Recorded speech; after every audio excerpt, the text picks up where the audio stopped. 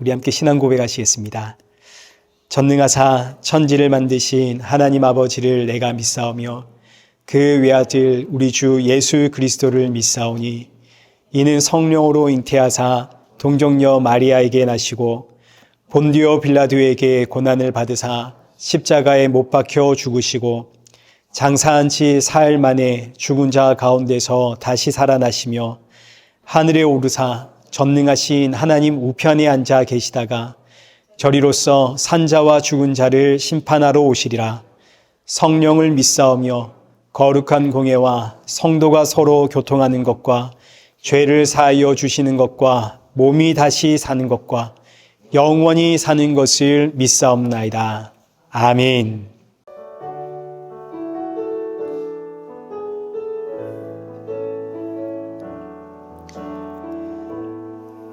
하늘의 문을 여소서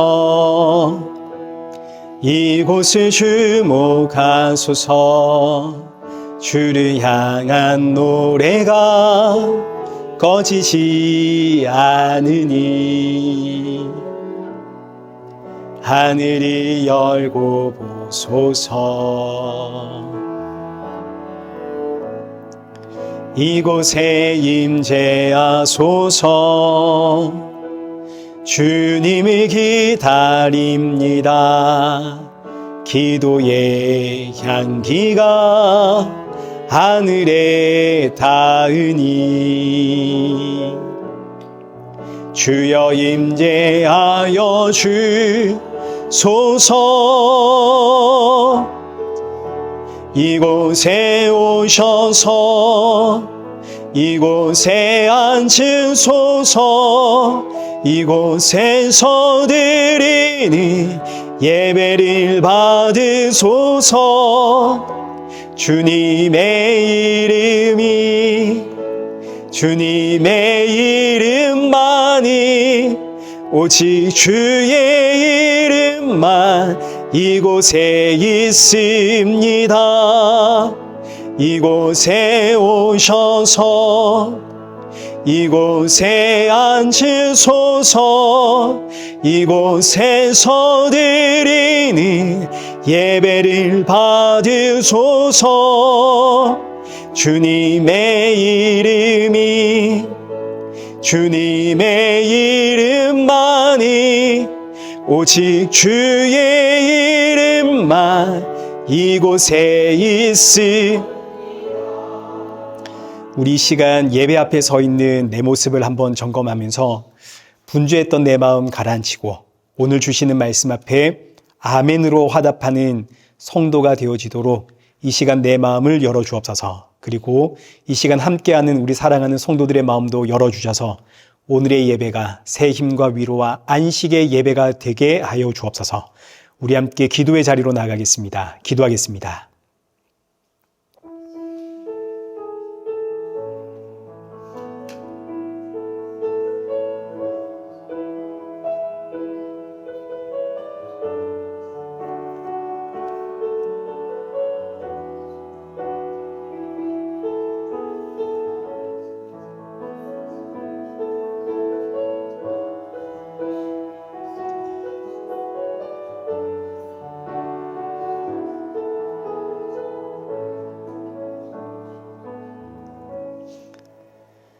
살아계신 하나님 아버지, 오늘 우리를 이 귀한 예배의 자리로 인도하심에 감사를 드립니다.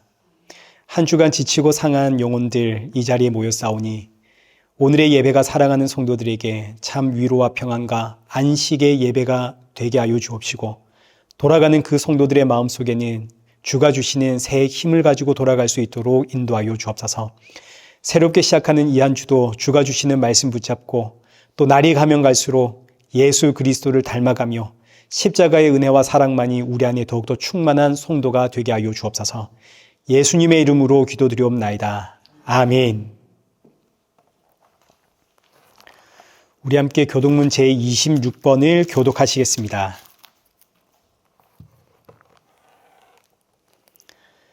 내 백성아 들을지어다. 내가 말하리라. 이스라엘아 내가 내게 증언하리라. 나는 하나님 곧 내 하나님이로다.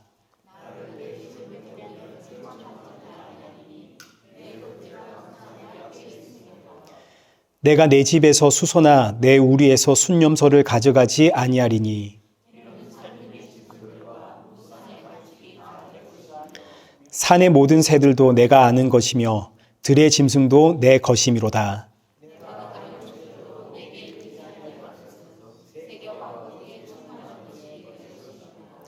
내가 수소의 고기를 먹으며 염소의 피를 마시겠느냐?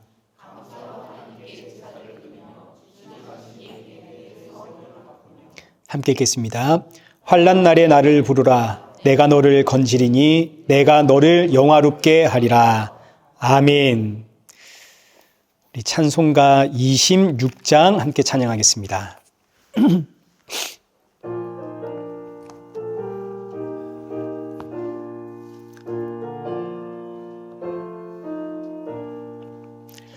구세주를 아는 이들 찬송하고 찬송하세. 마음과 뜻과 힘나여 경배 드리세. 주를 알지 못한 이들 주가 친히 인도하사 그의 피로 구속하니 찬송 부르세. 약한 사람 도움받아 시험 중에 참게 되니 모든 죄를 이기림은 믿음뿐이라. 진리 되신 우리 주님 영원토록 변함없네. 성도들아 주를 믿어 길이 섬기세.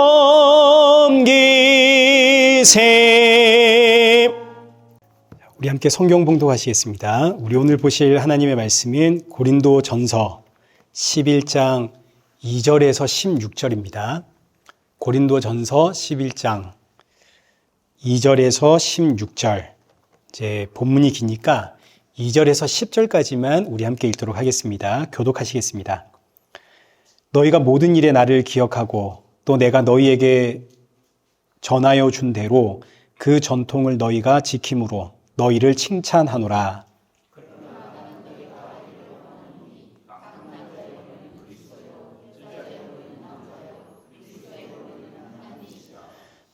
무릇 남자로서 머리에 무엇을 쓰고 기도나 예언을 하는 자는 그 머리를 욕되게 하는 것이요.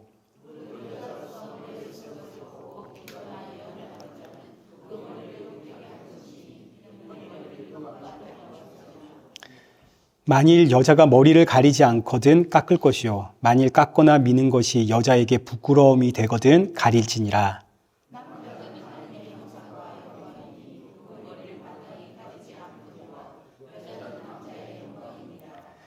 남자가 여자에게서 난 것이 아니요 여자가 남자에게서 났으며 또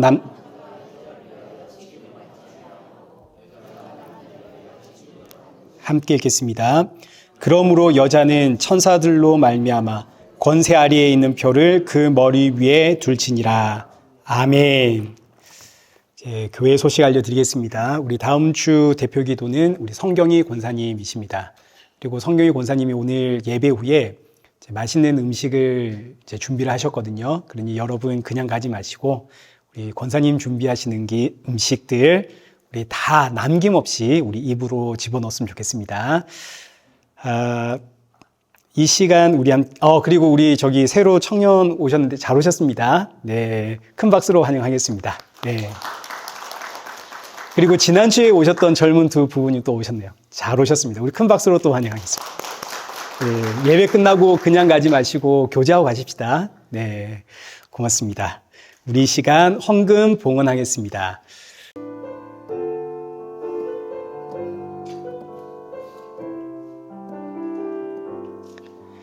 우리에겐 소원이 하나 있네.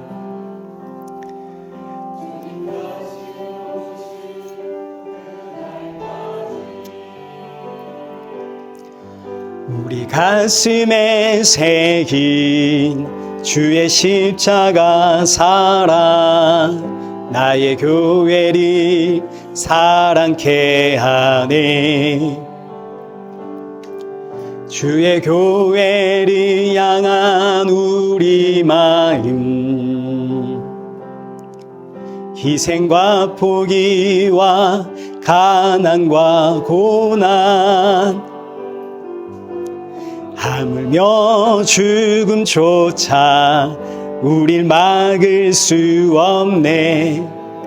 우리 교회는 이 땅의 희망 교회를 교회되게 예배되게 우릴 사용하소서. 진정한 부흥의 날 오늘 임하도록 우릴 사용하소서. 살아계신 하나님 아버지, 오늘도 사랑하는 성도들 빈손으로 나오지 않고 또 주 앞에 귀한 예물 들고 나오게 하신 감사합니다.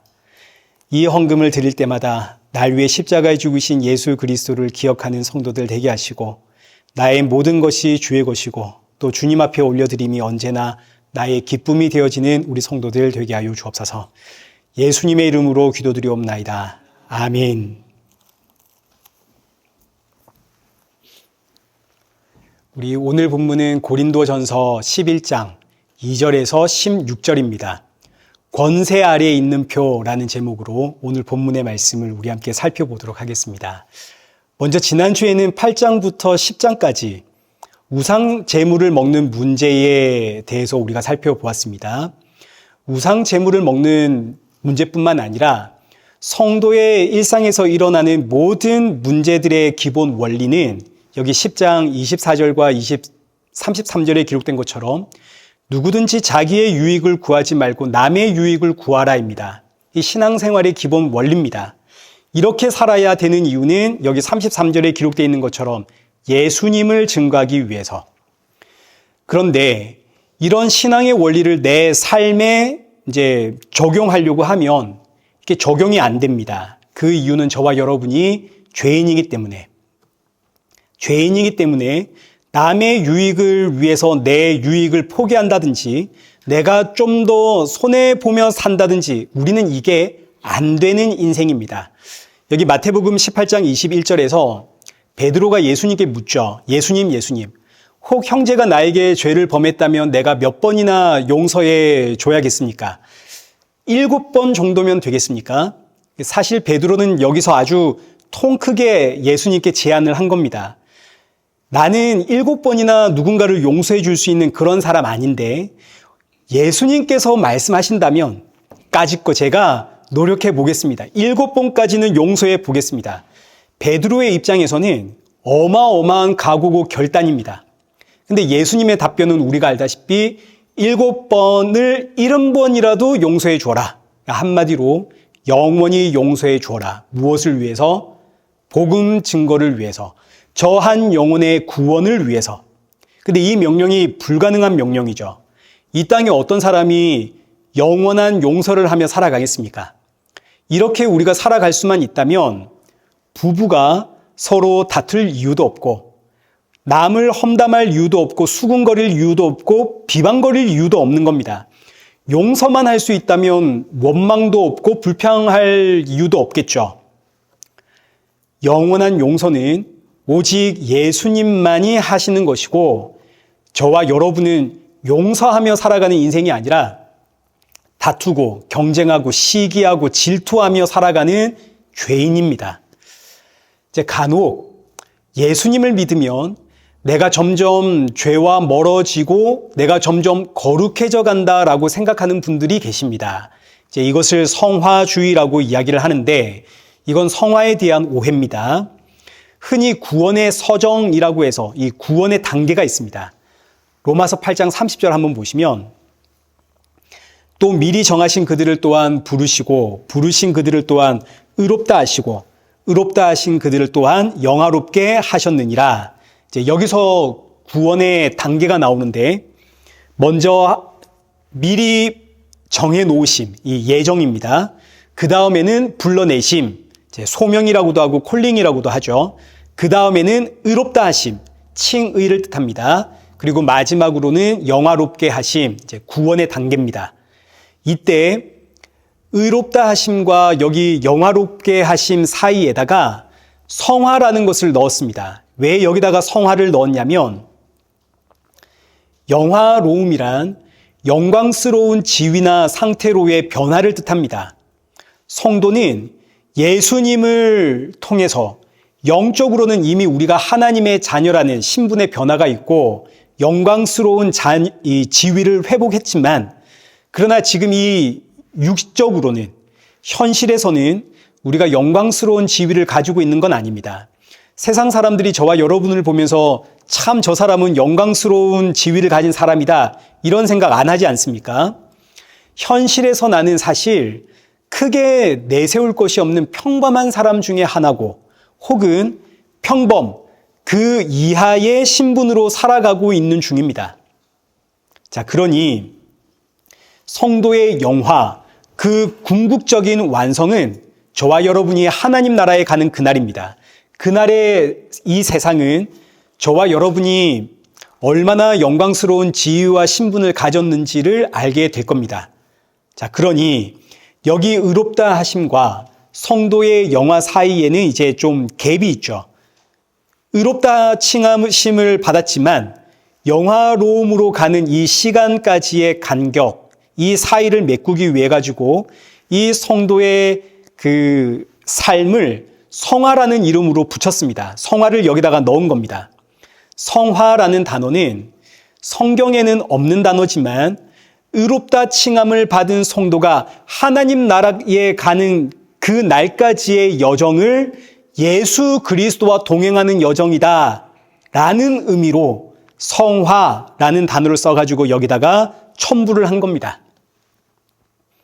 자, 그런데 여기서 이제 성화주의자들의 오해가 뭐냐면 이 구원의 서정, 구원의 단계, 예정, 부르심, 칭의, 성화, 영화, 지금 저는 5개를 이야기했지만 이걸 보다 세분화시켜가지고 보통 9단계를 이야기하거든요. 근데 이 단계는 논리적으로 우리가 이렇다라고 구분을 한 것이지 이게 시간적인 순서가 아닙니다. 이 모든 일들은 예수님께서 저와 여러분을 찾아오실 때, 우리를 부르실 때 전부 다 단번에 일어난 사건들입니다.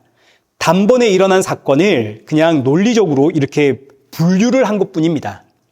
근데 이제 성화주의자들은 이걸 이제 시간적으로 오해를 해가지고 성화라고 하는 이 단계를 시간이 흐르면 흐를수록 내가 점점 더 거룩해져 간다라고 이제 생각을 하게 된 거죠. 그러나 사실은 저와 여러분은 시간이 지나면 지날수록 점점 거룩해져 가는 것이 아니라 저와 여러분이 예수님을 만난 그 순간부터 예수님이 나를 부르신 그 순간부터 저와 여러분은 거룩한 백성입니다. 의롭다 칭함을 받은 그 순간부터 우리는 거룩한 백성이지 왜냐하면 거룩이라고 하는 것은 저와 여러분이 노력해서 만들어갈 수 있는 것이 아니기 때문입니다. 예수님이 나를 찾아와 내가 예수님 안에, 예수님이 내 안에 있는 그 상태가 거룩입니다. 저와 여러분은 거룩해져 가는 게 아닙니다. 예수님 안에 있는 상태가 거룩인 겁니다. 자, 그런데 여러분 보십시오. 성령이 임하여 예수님이 나를 찾아와 내가 이미 거룩한 성도가 되었지만 그러나 저와 여러분의 본성은 죄와 사망에서 태어났기 때문에 미움, 다툼, 시기, 질투, 경쟁, 온갖 죄성들이 내 안에 충만해가지고 성령의 법과 죄의 법이 내 안에서 치열하게 싸웁니다. 이 싸움은 저와 여러분이 죽는 그날까지 하나님께서 저와 여러분을 부르시는 그날까지 내 안에서 일어나는 치열한 전쟁입니다. 근데 여러분, 이 전쟁을 통해서 누가 이기나요? 보통 우리가 알듯이 성령의 법이 이기는 게 아니라 죄의 법이 이기죠. 물론 항상 죄의 법이 이기는 것은 아닙니다. 때때로 아주 간간히 성령의 법이 이기기도 하지만 그러나 금세 돌아서면 죄의 법이 터져나와 나를 죄의 법으로 사로잡습니다. 여러분 사도 바울의 그 고백 아시죠? 오호라 나는 공고한 사람이로다. 내 안에 성령의 법과 죄의 법이 있는데 누가 이긴다고요? 자꾸 죄의 법이 이기니 오호라 나는 공고한 사람이로다. 누가 나를 구원하랴? 이 사도 바울의 고백 아닙니까?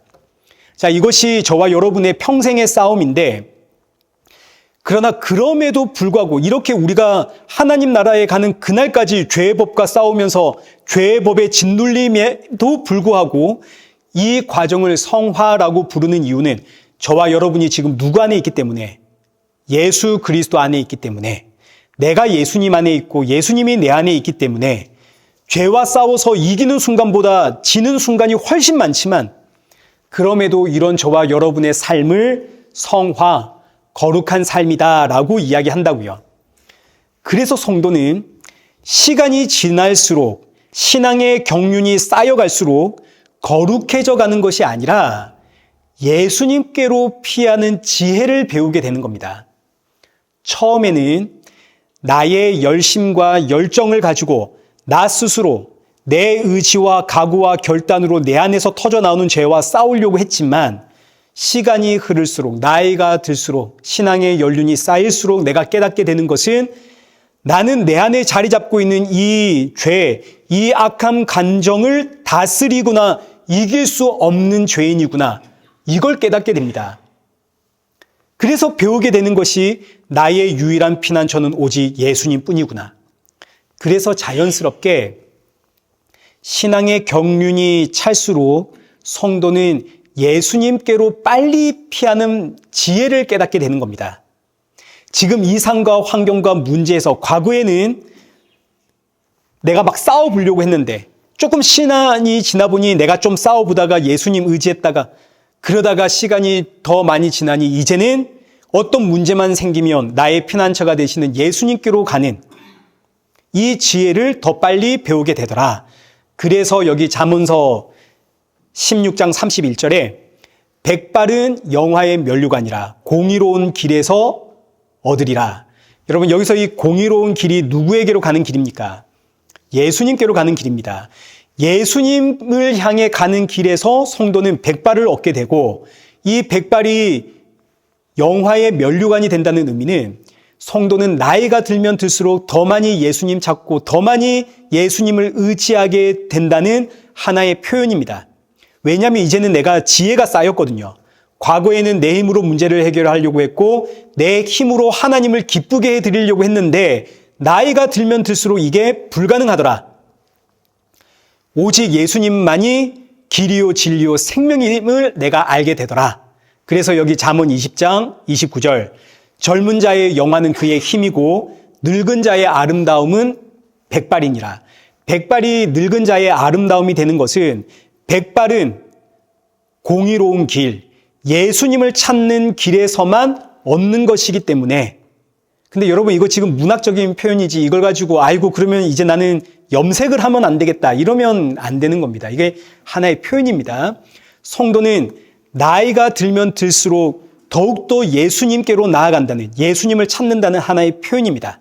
자, 그런데 이렇게 예수님께로 피하지를 않고 우상 제물을 먹을 수 있냐 없냐, 신앙생활 이렇게 해야 되는 거 아니냐, 중직자가 저러면 되냐, 목사가 저래서 되겠느냐, 이런 이야기들은 결국 뭘 말하고 싶은 거냐면 내가 좀 잘났다라는 걸 이야기하고 싶은 겁니다. 봐봐, 들어봐, 내 생각이 옳은 거 아니야? 지금 이거 아닙니까? 다른 사람의 잘못을 지적함으로써 나 잘났다라는 이야기를 하고 싶어하는 고린도 교회가 지금 우상 제물을 먹느냐 마느냐 이 문제를 가지고 내가 잘났다라는 이야기를 하고 싶은 겁니다.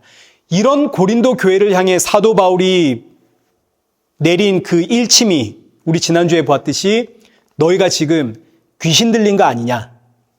너도 죄인이고 나도 죄인이고 우리가 남의 유익이 아니라 내 유익만을 찾는 우상 숭배자라는 사실을 우리가 안다면 이런 나를 구원하신 예수님께로 피해야지 어찌 너희가 서로 누가 옳으냐 하고 싸울 수 있단 말이냐. 너희의 모습을 보니까 너희가 지금 귀신 들린 게 아니고선 이럴 수가 없다. 이렇게 강한 일침을 우리가 지난주에 보았습니다. 그리고 나서 이제 오늘 본문이 이어집니다. 그러니까 오늘 본문도 같은 맥락에서 이어지는 내용입니다. 우리 2절 보겠습니다. 너희가 모든 일에 나를 기억하고 또 내가 너희에게 전하여 준 대로 그 전통을 너희가 지킴으로 너희를 칭찬하노라. 이제 본격적인 내용을 시작하기 앞서 사도 바울이 고린도 교회를 칭찬하는데, 칭찬의 내용이 뭐냐면 너희가 나를 기억하고 내가 너희에게 전해준 전통을 너희가 지금 잘 지키고 있기 때문에 내가 너희를 칭찬한다. 그럼 사도 바울이 고린도 교회에 전해준 전통이 무엇인가? 첫째는 예배이고 둘째는 성찬입니다. 예배와 성찬은 예수님이 다시 오시는 그날까지 교회가 반드시 붙들고 있어야 하는 전통입니다. 예배가 없는 교회 상상할 수 있습니까? 성찬이 없는 교회, 교회가 아니죠. 예수님이 다시 오실 그날까지 교회 안에 모든 것들이 사라진다 하더라도 사라지면 안 되는 두 가지가 예배와 성찬입니다. 예배는 다시 오실 예수님을 기다리며 성경을 통해서 예수님이 누구신지를 배워가는 시간입니다. 예배는 여러분에게 어떤 동기부여를 준다든지 여러분의 삶의 문제 해결 방법을 준다든지 그런 시간이 아닙니다. 예배는 다시 오실 예수님을 만날 그날에 저와 여러분이 깨어 있도록, 여러분 마태복음 여기 25장에 기록된 신랑을 기다리는 10처녀의 비유 아시죠? 여기 1절부터 6절까지만 간단히 보시면 이 10명의 처녀 중에 5명은 미련하고 5명은 지혜롭고 슬기로운 여인입니다.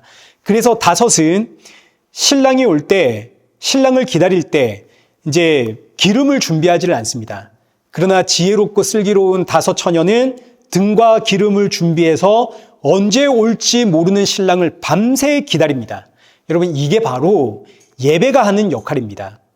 예배는 저와 여러분이 참 신랑이신 예수님 만나는 그날 등과 기름을 준비한 슬기롭고 지혜로운 5 처녀가 되도록 준비하고 훈련시키는 게 예배입니다.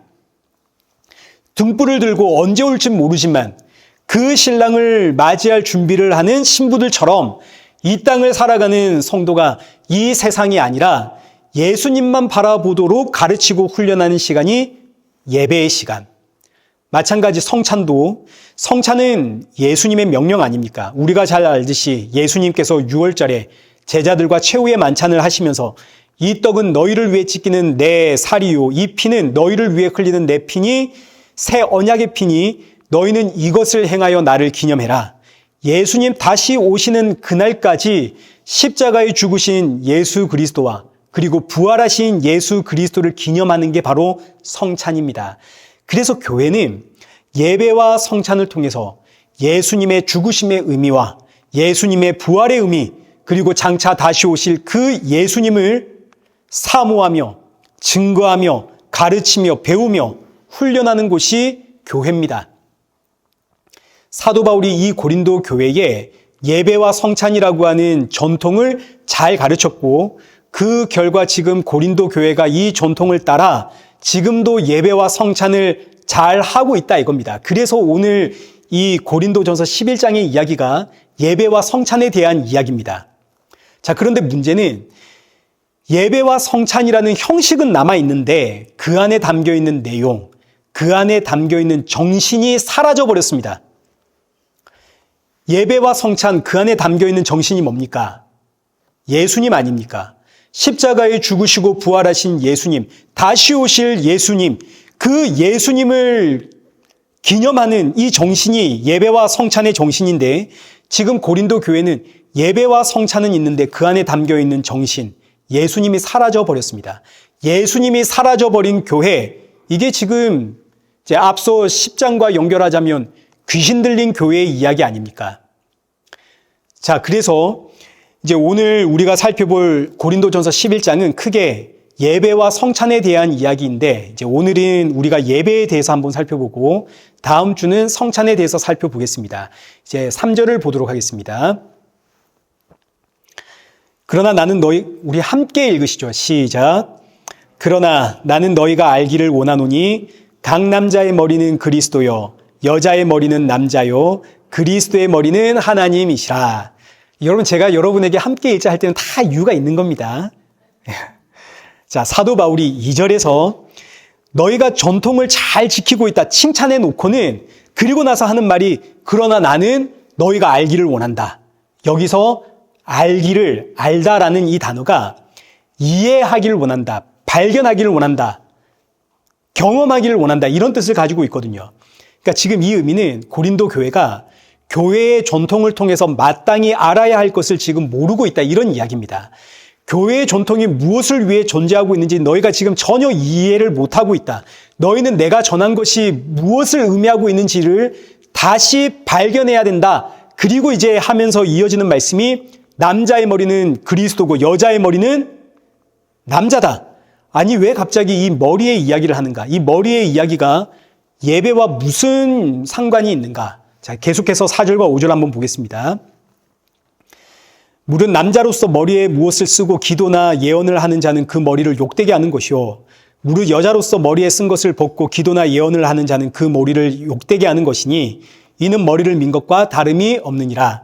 이게 지금 무슨 이야기냐면 예배 시간에 머리에 무언가를 쓰지 않은 이제 수건이라고 합시다. 수건을 쓰지 않은 여자들이 등장을 했고 또 동시에 머리에 수건을 뒤집어 쓰고 있는 남자들이 등장을 했다는 이야기입니다. 자, 그런데 이들은 예배 시간에 뭘 하는 사람들이냐면 기도와 예언을 하는 사람들입니다. 오늘날에도 그렇지만 보통 기도와 예언은 중직자들이 합니다.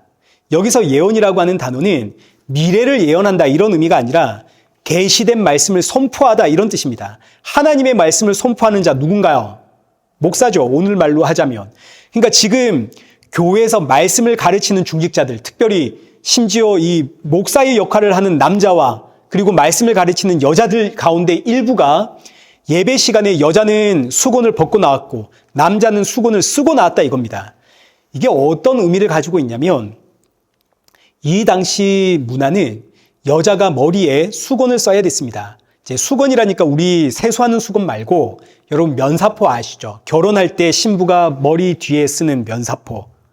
이걸 쓰고 있어야 한다고요. 어딜 나갈 때는. 우리나라 사람들도 그랬습니다. 사극을 보시면 이제 처녀들이 집 밖을 나갈 때 보자기 뒤집어 쓰고 요렇게롬 하고 가지 않습니까? 보셨죠? 참 재밌게도 동서고금을 막론하고 과거의 여자들은 밖에 나갈 때 머리에 뭔가를 쓰고 다녔습니다. 고린도 지역도 마찬가지겠죠. 헬라인뿐만 아니라 유대인들도 여자들이 집 밖에 나갈 때 면사포 같은 수건으로 머리를 감싸고 다녔습니다. 근데 이 고린도 지역에 복음이 들어갔습니다. 복음이 들어가니까 남자와 여자의 성차별이 사라졌습니다. 율법 안에 있을 때는 남자만 할례를 받았는데 이제는 교회 안에서는 남자 여자 구분 없이 세례를 받습니다. 이 당시에는 여자는 사람의 수로 헤아리지를 않았는데 교회에 왔더니 남자든 여자든 하나님의 자녀가 되고 하나님이 너를 헤아린다 그러십니다. 뿐만 아니라 성령의 은사가 남자에게만 임하는 것이 아니라 여자들에게도 임합니다. 그러고 보니까 교회 안에서는 하나님 안에서는 남자와 여자의 구분이 없구나, 차별이 없구나, 하나님 안에서는 남자와 여자가 동등하구나. 그래가지고 일부 여자들과 남자들, 그냥 남자와 여자가 아니라 교회에서 리더를 맡고 있는 말씀을 증거하는 남자와 여자들이 예배 드릴 때 남자는 여자 마냥 머리에 수건을 쓰고 나오고 여자는 남자 마냥 머리에 쓰고 있던 수건을 풀어 헤치고 나와서 기도를 하고 말씀을 증거하더라 이거죠. 그 이유는 남자와 여자는 주 안에서 동등하다. 이걸 말하고 싶어서, 이거 가르치고 싶고 은연중에 알려주고 싶어서.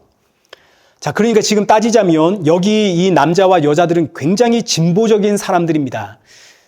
이제 요즘 흔히 말하는 이 페미니즘이 사실은 이때부터 이미 교회 안에서 시작이 된 거죠. 그런데 문제는 교회가 우리는 예수 그리스도 안에서 동등합니다. 남자와 여자는 차별이 없습니다. 이걸 가르치는 곳입니까? 아니면 예수님만이 우리의 피난처가 됩니다. 이걸 가르치는 곳입니까? 예수님만이 우리의 피난처가 됩니다. 이걸 가르치는 게 교회 아닙니까? 예수님의 죽음과 부활의 의미, 다시 오실 예수 그리스도를 배우고 그날을 준비하고 훈련하는 장소가 교회입니다. 예수님 안에서는, 주 안에서는 남자와 여자가 동등하다. 예수님 이야기는 나왔죠. 그러나 이건 예배가 아닙니다. 이런 이야기는 교회가 하는 일이 아닙니다. 교회가 이런 거 가르치는 데가 아니라고요. 예수 그리스도 안에서 남자와 여자가 동등한 것은 틀림없지만, 그래서 오늘 본문에서도 우리가 읽지는 않았지만 11절 한번 보십시오. 그러나 주 안에서는 남자 없이 여자만 있지 않고 여자 없이 남자만 있지 아니하니라. 이는 여자가 남자에게서 난 것 같이 남자도 여자로 말미암아 났음이라. 여기 기록된 본문에서도 사도 바울이 고린도 교회를 향해서 맞다. 남자와 여자는 차별이 없다. 남자와 여자는 동등하다. 여자가 없으면 남자 없고 남자 없으면 여자 없다. 주 안에서 남녀의 차별은 없다. 그러나 그렇다고 해서 교회가 주 안에서 남녀의 차별이 없다. 이걸 가르치는 곳은 아니다. 이거 이야기하는 겁니다. 교회는 예수 그리스도의 죽음과 부활과 재림을 가르치고 선포하는 곳입니다. 주 안에서 우리는 차별이 없다. 이거 외치는 데가 아니라고요.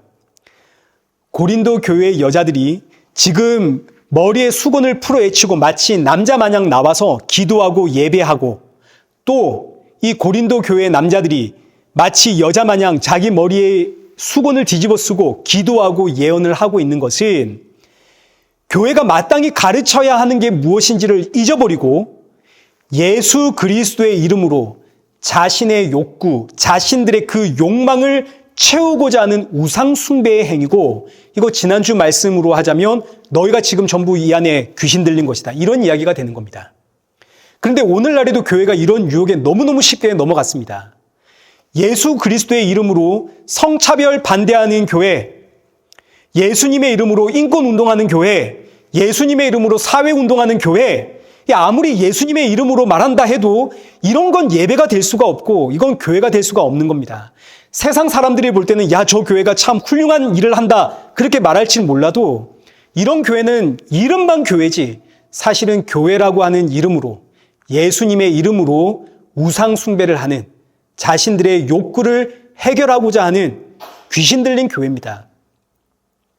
교회는 너와 나는 주 안에서 동등하다 이걸 가르치는 것이 아니라 우리는 죄인입니다. 그렇기에 저와 여러분의 피난처는 오직 예수님뿐입니다. 예수님만이 길이고 진리고 생명입니다. 우리는 이 땅에서 죽은 자입니다. 우리의 눈을 이 세상에 두지 말고 눈을 들어 하나님 나라를 보십시오. 십자가를 보십시오. 이제 곧 주가 오십니다. 이거 선포하는 곳이 교회입니다. 그래서 사도 바울이 지금 머리 이야기를 하는 겁니다. 이 머리라고 하는 단어는 그 원어가 생명을 뜻하고 근원을 뜻하고 권세와 권위를 뜻하는 단어입니다.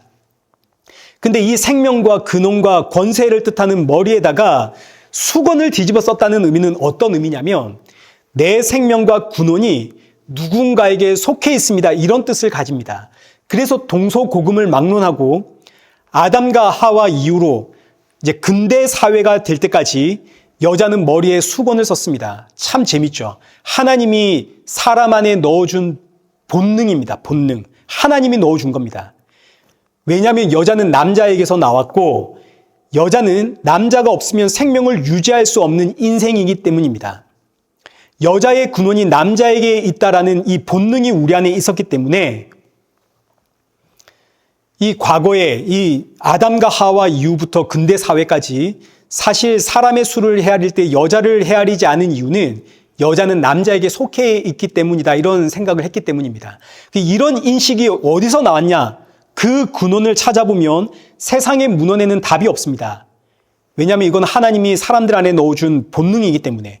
근데 놀랍게도 성경에는 그 답이 나오죠. 우리가 잘 알듯이 하나님께서 하나님의 형상을 따라 남자를 창조하시고 그 남자 홀로 있는 게 보기 좋지 않아서 남자의 갈빗대를 가지고 돕는 배필 여자를 창조하십니다. 자, 그러니 여자는 어디서 나왔나요? 남자에게서 나왔죠. 여자의 근원인 남자입니다. 여자의 생명이 어디서 나왔나요? 남자에게서 나왔죠. 그래서 아담과 하와 이후로 여자는 머리에다가 수건을 쓰는 겁니다. 나의 근원은 남자입니다. 내 생명이 남자에게 있습니다. 나는 남자의 권세와 권위 아래에 있습니다. 이 표로 머리에다가 수건을 썼다고요. 이 이야기가 오늘 본문 7절과 10절입니다. 7절 보십시오.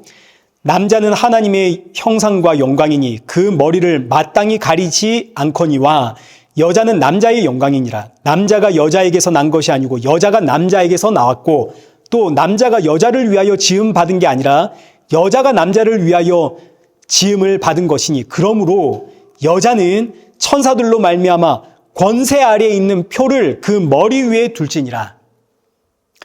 여자의 생명과 근원은 남자에게 있기 때문에 여자는 내가 남자의 권세 아래에 있다는 표를 그 머리에 둬야 되는 겁니다. 그래서 아담과 하와 이후로 동서거금을 막론하고 여자는 머리에 수건을 썼습니다. 사람 안에 담겨있는 본능입니다. 자, 그런데 이 이야기는 남녀 차별에 대한 이야기를 하는 게 아니라 단순히 여자가 왜 어떤 이유로 머리에 수건을 쓰게 되었는가 이런 역사적인 이야기가 아니라 예배에 대한 이야기입니다. 왜 여자는 머리에 수건을 써야만 했는가? 여자의 생명과 근원이 남자에게 있기 때문이다. 그런데 이 남자가 누군가? 예수 그리스도 아닙니까? 예수 그리스도. 그래서 다시 오늘 본문 3절로 그러나 나는 너희가 알기를 원한다. 뭘 알기를 원하느냐? 남자의 머리는 누구라고요? 그리스도. 이 의미는 남자는 예수 그리스도를 상징한다는 뜻입니다. 그리고 여자의 머리는 누구라고요? 남자. 남자가 예수님을 상징하니까 여자의 머리는 남자. 지금 이 이야기는 영적인 질서. 남자는 예수 그리스도. 저와 여러분은 여자입니다.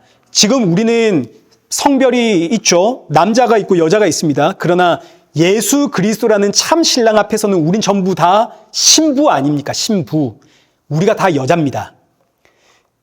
그렇게 저와 여러분이 예배 드릴 때는 머리에 뭐 써야 되나요? 수건을 써야 된다고요. 왜냐하면 나는 예수 그리스도의 권세 아래에 있는 사람입니다 라는 표를 드러내기 위해서, 나는 예수님으로부터 생명을 받고 있다, 이 표를 내기 위해서 여자는 머리에 수건을 써야 된다고요. 근데 여자가 머리에서 수건을 벗어버렸다는 의미는 나는 예수님의 권세 아래에 있는 사람이 아닙니다, 이런 뜻입니다. 사람이 예수님의 권세 아래에 있는 게 아니라면 누구의 권세 아래에 있는 건가요? 죄와 사망, 마귀 사탄, 귀신의 권세 아래에 있다는 이야기 아닙니까? 그러니까 여자가 머리에서 수건을 벗어 던져버리면 이게 이제 귀신 들린 게 되는 겁니다. 나는 예수님 권세 아래에 있는 사람 아니야. 나는 귀신의 권세 아래에 있는 자야. 뭐 이런 이야기 되는 거 아닙니까? 그래서 이제 5절. 무릇 여자로서 머리에 쓴 것을 벗고 기도나 예언을 하는 자는 그 머리를 욕되게 하는 것이니 이는 머리를 민 것과 다름이 없습니다. 여자가 머리에 쓴 것을 벗고 예배 드린다면 이것은 머리이신 예수님을 욕되게 하는 것이고 동시에 이것은 머리를 민 것과 다름이 없습니다. 머리를 민 것과 다름이 없다, 이 의미는 이 당시 여자들은 바람이 나서 간음을 했다든지 뭐 이러다가 붙잡히면 머리를 밀었습니다. 그러니까 짧은 머리의 여자는 바람난 여자든지 간음한 여자든지 아니면 거리에서 몸을 파는 여자입니다.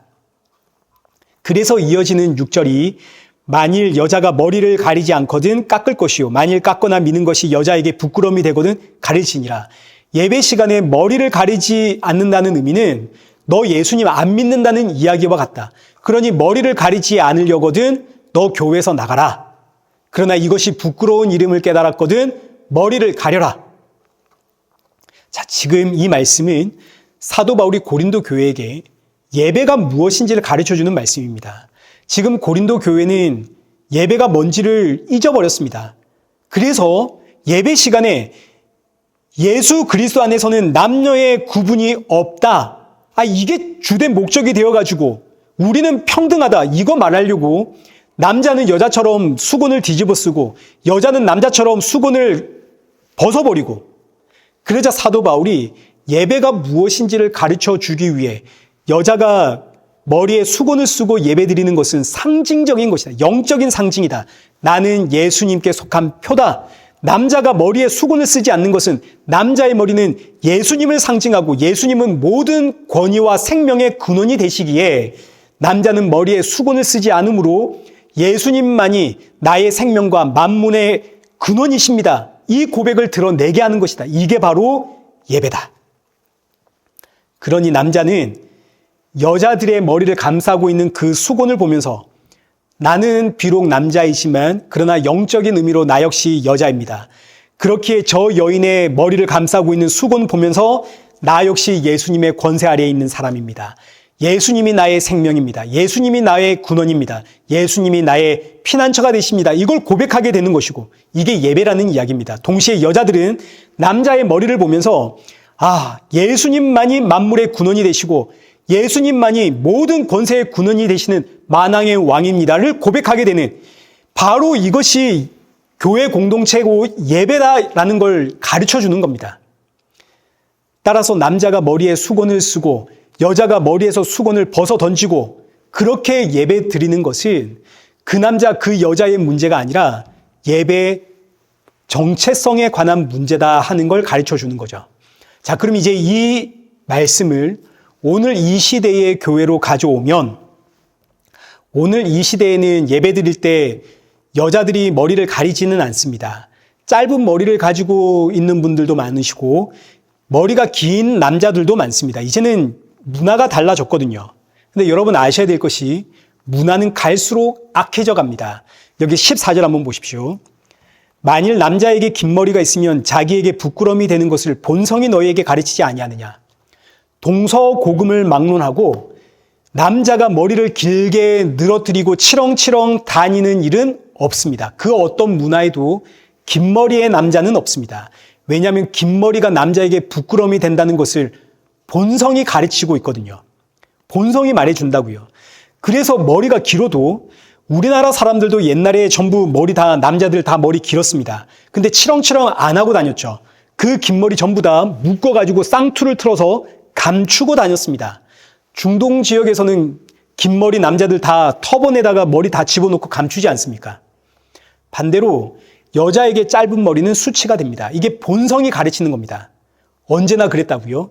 근데 문화가 발전하기 시작하면서 사람들의 양심이 화인을 맞았습니다. 본성이 거부하는 것을 거부하는 시대가 되었습니다. 지금 이 시대가 그런 시대입니다. 그래서 이제는 본성이 거부하는 것을 거부하면서 짧은 머리가 더 이상 여자에게 수치가 되는 게 아니라 이제는 패션이 되었고 남자들의 긴 머리도 수치가 아니라 이제는 패션이 되었죠. 그것뿐만이 아닙니다. 이제는 성별도 바꿉니다.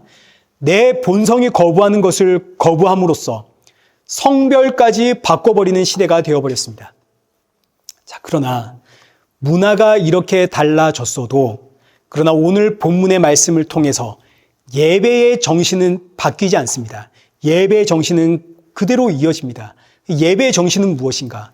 여기 10절에 기록된 것처럼 예수 그리스도의 권세 아래에 있는 표를 드러내는 게 바로 예배의 정신입니다. 그래서 교회의 머리가 누구신가요? 예수님이시죠. 예수님의 표, 내가 그 예수님의 권세 아래에 있음을 드러내는 표, 이게 교회의 정신이고 예배의 정신이라고요. 그래서 오늘 저와 여러분이 교회로 나오는 것은 머리가 되시는 예수님의 권세 아래로 들어오는 것을 뜻하는 겁니다. 그러니 교회에 나와서 예배를 드리면 저와 여러분은 너무너무 자연스럽게 예수님 나의 생명이십니다. 나는 예수님으로 인해 삽니다. 나는 이 세상에 소망 두지 않습니다. 나는 예수님 만날 그날을 사모하며 살아가는 예수님의 신부입니다. 예수님만이 만왕의 왕입니다. 이 고백을 하게 되는 겁니다. 예배의 정신입니다. 이 예배의 정신이 사라지고 딴소리 듣고 돌아가면 예배가 아니죠. 교회가 아닌 겁니다. 저와 여러분은 예수 그리스도의 권세 아래에 있는 성도입니다. 예배를 드릴 때마다 예수님이 나의 생명의 근원이시고 예수님이 나의 유일한 피난처이심을 되새기면서 주님 만날 그날까지 만왕의 왕이신 그 예수님께서 저와 여러분에게 맡기신 사명이 있지 않습니까? 그 사명을 잘 감당하며 주님 만날 그날을 사모하는 그런 복된 저와 여러분 되시기를 축원합니다.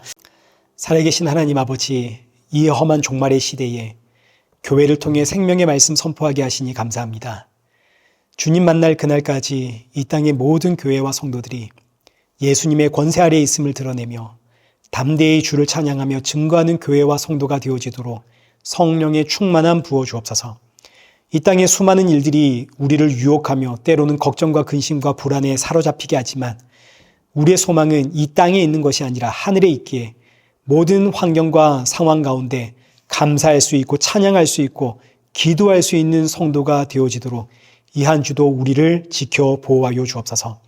무엇보다 사랑하는 가족들과 이웃들이 예수님 안에서 새로운 삶을 살아가도록 은혜 부어 주옵시고 이 일에 우리를 사용하여 주옵소서. 예수님의 이름으로 기도드리옵나이다. 아멘.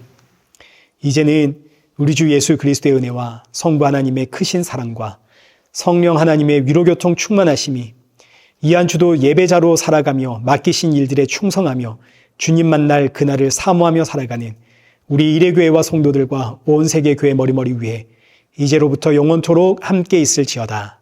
아멘.